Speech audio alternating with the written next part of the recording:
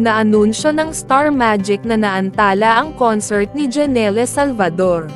Pagkatapos, nag-post ang aktres sa kanyang Twitter account at nagbigay ng biro. Sinulat niya, "Paos kasi siya, kayo na lang. Ayan, inunahan ko na kayo emwa." Agad itong kumalat at nakatanggap ng mga komento mula sa mga netizens. Hindi natin malilimutan na konektado ang pahayag na ito sa kanyang nakaraang guest appearance sa It's Showtime, kung saan sinabi niyang, "Paos ako, kayo na lang."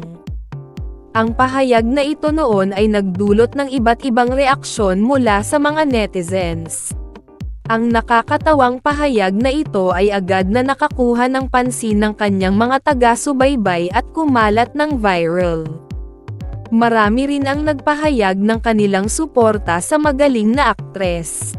Si Janelle Salvador ay isang Filipina aktres. Siya ay anak ni Janine Desiderio at Juan Miguel Salvador, ang bokalista ng Rage Band. Sumikat siya sa pagganap bilang Nikki Grace, Nick Nick, Limsa, Be Careful with My Heart.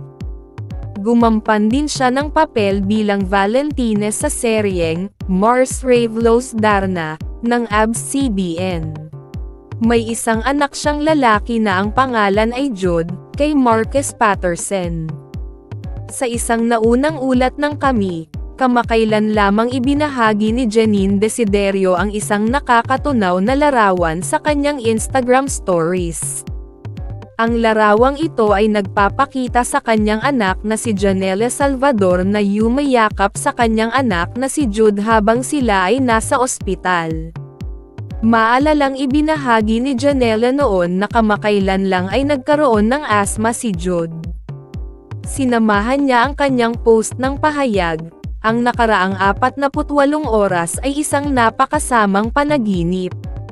Ngunit positibo ako na ang aking matapang na anak ay babangon na mas malakas kaysa kailanman sa lalong madaling panahon." Kamakailan lang, si Janelle Salvador ay nagpakita sa It's Showtime. Ang kanyang pahayag na, "Paos ako, kayo na lang," sa palabas ay nagdulot din ng iba't ibang mga komento mula sa mga netizens. Matapos ang pangyayari, ilan sa mga netizens ay nagpahayag din ng kanilang pagmamahal at suporta kay Janelle. Kaya naman, nagpahayag ng pasasalamat ang aktres sa kanila sa pamamagitan ng Twitter.